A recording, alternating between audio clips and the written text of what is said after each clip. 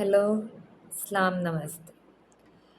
आपको मैं कुछ कर्मा के बारे में बताना चाह रही हूँ कि कर्मा और कार्मिक डेट क्या होता है। अब हमारा एक माइंडसेट ये भी है कि हम लोग ये समझते हैं कि जो हमारे साथ बुरा हो रहा है, या तो हमें ईविल आई लग गई है, कोई बुरी नज़र किसी की, हासिद की, या फिर हम पे किसी दुश्मन ने कुछ करवा दिया है, स्पेल्स कर दिए हैं, हमें स्टक कर दिया है, हमारी फाइनेंशियल कंडीशन इम्प्रूव नहीं हो रही, और हमारा जो है हमारे काम रुक गए हैं, अच्छा भला चलता चलता काम रुक गया है, और घर में लड़ाई झगड़ा है। हम हमारे कर्मा बनना शुरू हो जाते हैं जब हम दुनिया में आए हैं, अच्छे बुरे कर्म करेंगे, वो चीज़ें हमारे पास लौट के आएंगी। तो ये हमारा कर्मा बनना शुरू हो जाते हैं। फिर हम एक टाइम बाद हम फंस जाते हैं।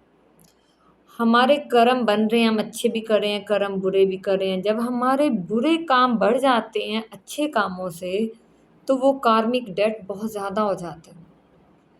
फिर वहाँ पे आके यूनिवर्स हमें उन कामों का बदला देना शुरू कर देती है।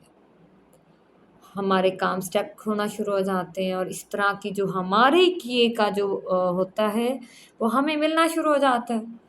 और हम समझते हैं कि हमारे ऊपर किसी ने कोई जादू कर दिया है, या हमें ईविल आई लग गई है। इस तरह की हमारी जो है ना दिमाग में आना शुरू हो जाता है, और हम लोग शक करना शुरू कर देते हैं, इंक्लूडिंग मी। मैं अपने आप को भी इसमें इंक्लूड कर रही हूँ। आप कुछ लोग कहते हैं कि शायद मैं ये बातें इसलिए कर रही हूँ कि मैं खुद को इसमें से निकाल के और दूसरों पे थोप रही हूँ। नहीं, हर इंसान का कर्मा बनता है।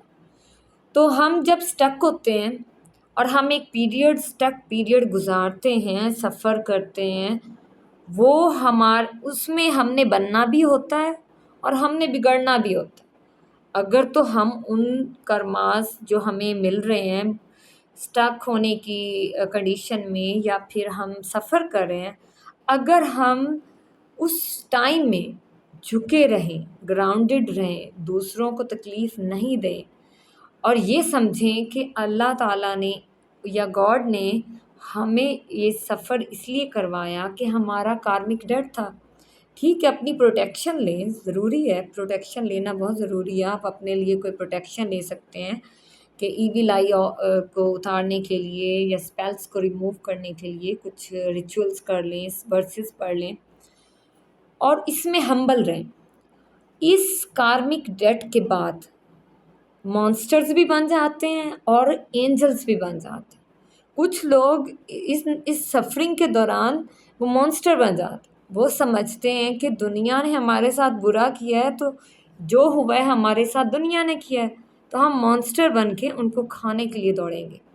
अब हम लोगों को जीने नहीं देंगे, उनका जीना हराम कर देंगे।